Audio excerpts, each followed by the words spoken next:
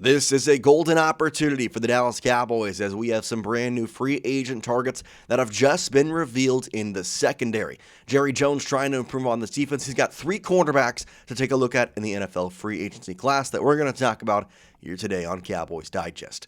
Welcome in, everybody. I'm Jace Andrews. I appreciate you tuning in to today's show and hope you're having a wonderful day. We've got lots to break down here on the show, so let's get right into it. Jerry Jones is going to have a busy offseason, whatever way you slice. And I think he knows just as much as a lot of Cowboys fans that if you make the right moves, the Cowboys could easily be in the playoffs next year, / potentially maybe playing this weekend in the NFC Championship. That's how good this team can be if you pull the right strings. But the key word there is to pull the right strings, because we saw what they did last offseason in what was somewhat a similar position. Yes, they got George Pickens. That was a perfect string to pull. And Javonte Williams was also a great string to pull. But the defense just did not go well. Matt Eberflus was a horrendous hire. The signings they made did not work out. And I'm looking at you, Kenneth Murray. And now you have to fix a defense that was basically the worst in the NFL. I mean, let's be honest. They were really, really bad last year. And part of that was their secondary. And so, how can they fix it? Well, let's start with the cornerback room, because that is, of course, I think the part the Cowboys are looking at most, strictly because Deron Bland has a foot injury. Trevon Jr. is just a rookie that's coming off an ACL tear in that prior to that rookie season, and didn't get to play much this year. Kalen Carson is Kalen Carson. I don't really know if there's a thing to say that he could jump to a level. And then Trezeguet Bridges is the only other cornerback that they currently have on their cap for next season. Now, before we get into the rest of today's show, this video is brought to you by Koshi. If you download Koshi using the link in the description and use code DIGESTNFL, you're going to get $20 when you trade your first 100. Koshi is the largest prediction market in the United States, and on their platform, you can trade yes or no on real-life events such as sports, elections, news, and pretty much everything. Even trading on the weather is possible on Koshi, like the snow that's coming to Texas this weekend. Now, whether you're in California, Texas, or anywhere across the country, Koshi is now live in all 50 states. For sports fans, trade on game outcomes, playoff chances, or player performances, all on a regulated market where you can cash out at any time. If we look at the NFC Championship, you can also trade on the props. Jackson Smith and Jigba, Puka Nacua, Kyren Williams, who is going to score a touchdown. You can trade yes or no on that. Plus, of course, the normal trade is there for the NFC Championship winner. A $100 trade on the Rams right now will get you $239. It's genuinely the smarter way to use your sports or news knowledge. You can close positions whenever you want. So don't forget to download Koshi in the link in the description and use this code DIGESTNFL to get your $20 bonus. Okay, so 4 cornerbacks are on your cap space next year. What can they do past that? Well, how about 3 cornerbacks who they could be adding in NFL free agency? We're going to do the same thing that we did with the defensive edge rushers. We're kind of going to go from the maybe least likely or / least expensive to kind of bump ourselves up. Now, I do have some interesting notes about each one of these and their price expectations according to Spotrac, so kind of hang with me. The first guy we're going to talk about is a guy who was actually traded this season, and funny enough, the Cowboys were looking at him for a moment. It's Roger McCreary at 25 years old. He had a pretty good year this year, 14 games, 1 interception, 1 sack, 1 tackle for loss, and 23 solo tackles. The difference is a lot of these stats came with the Tennessee Titans. Once he was traded to the Rams, there really wasn't much for Mr. McCreary to do. Now, he's still a very good cornerback, and at the age that he is and the skill level that he possesses, you put him in the right system, and you feel like he is going to succeed, and not just succeed, but exceed your expectations as well. Here's the report that Randy Gerzai had on saying, quote, "A second-round pick in 2022, Roger McCreary played in 55 games with 38 starts for the Titans. He recorded 253 tackles, 4 sacks, and 3 interceptions during his tenure with Tennessee, and was traded to the Los Angeles Rams this October. Now, he played sparingly with the Rams during the season while battling a hip injury, and he was on the field for their postseason win in the divisional round, recording 1 tackle and a pass breakup," end quote. So the fact that he is in the divisional right now and they feel confident enough to play him kind of speaks to the ability of McCreary. And again, this was a guy that the Cowboys had been rumored about looking for at the NFL trade deadline. Now, they weren't as much looking at cornerbacks then as they will be this offseason, so that's probably why the move wasn't talked about as much as maybe some others, thinking of, Quinnen Williams, Trey Hendrickson, all the stuff that happened with the defensive line. But besides the point, though, this is now a need. And for McCreary, I think that his price is not going to be what Spotrac says, because they have his price a little bit higher than what I would give him.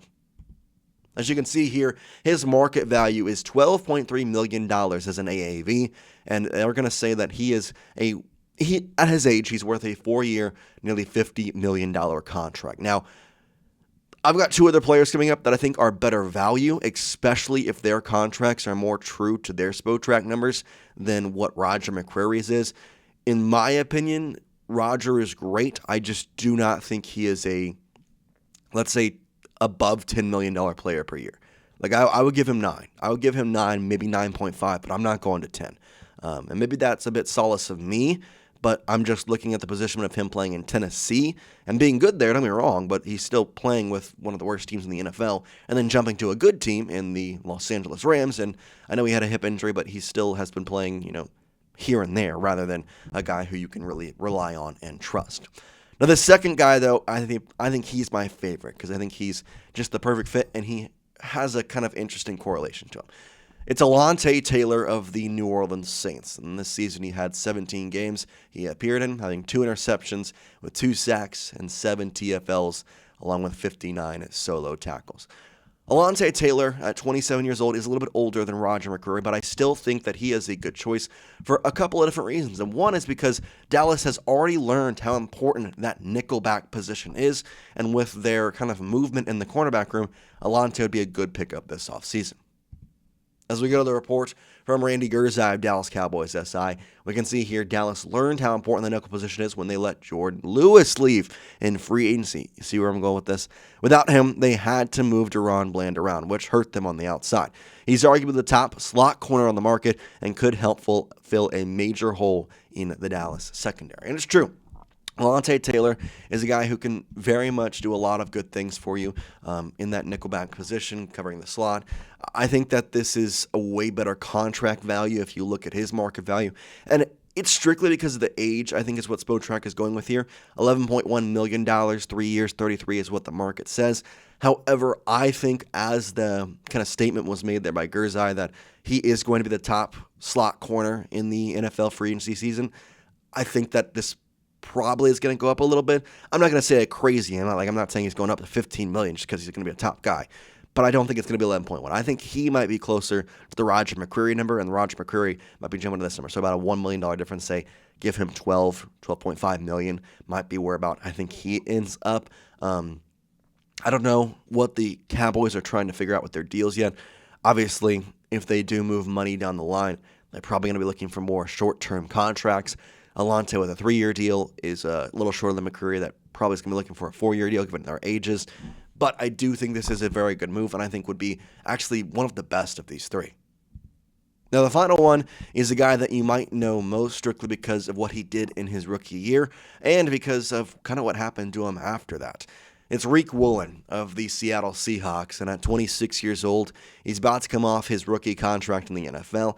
And this season was an interesting one for him because he did play in 16 games, and he had an interception, having just 1 TFL and 33 solo tackles, which seems like not a lot of stats, right? Especially for a guy who maybe you think about with his rookie year having such high total interception numbers.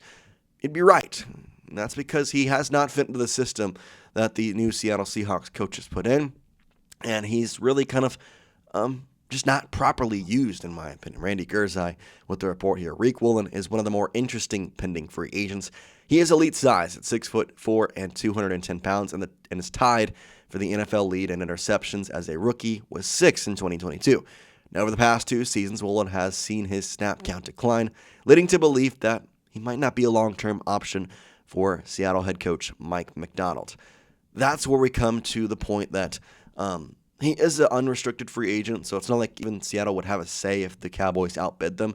But I don't know if Seattle's going to be in this just because of the snap count decrease that we have seen. Plus, his market value is going to be a little higher strictly because of what he was able to do in his rookie season. Now, $15.7 million is a little rich for my blood in terms of a cornerback who has seen his snap count decline. I think if you get the right price, I don't mind paying him $14 million, it'd be $13.5. I don't know that I'd go past 15. or even 14.5 for that matter. I think that's a lot to give up, especially when he's probably going to be wanting a 4-year contract, given that he just came off his first contract in the NFL. And usually when you come off that first contract, you're looking for another 4-year because that puts you at 8 years in the NFL. And, they're all trying to get to that 10-year service mark and get the 10-year and all the stuff that comes with that. But either way, the point being is this. I think Riq Woolen is a very good option for the Dallas Cowboys, but I think he has to be the right option at the right price. I don't think they can just go and say, yeah, we'll pay you $15 million and just avoid all our other stuff, because they're $28 million in cap space hell. They're not really in a good spot right now, and they're going to be able to make money. They are, but if they want to keep George Pickens, he's going to cost at least $28 million in the free agency, just strictly because of that franchise tag. So I'm going to ask you the question today. Which of these 3 options would you most like the Cowboys to acquire? If you would like Riq Woolen, then I want you to type R for Riq. You want Alontae Taylor of the New Orleans Saints, then type A for Alante. If you want M for Roger McCreary, then type M. Let me know your thoughts down in the comment section. I'm curious for your take on this and who you would like to have on the Dallas Cowboys next season. I think I made my prediction or pick pretty clear in this video, but I'll tell you again. I really do like Alontae Taylor. Probably going to be a theme in some of these videos we do where we talk about free agents and certain positions. I'm going for the bang for your buck value, where you also can look at the middle value and say he's good. But I think in this situation, yes, the bang for the buck is nice, but I'm also going to look at the position he plays. And slot corner would help so much.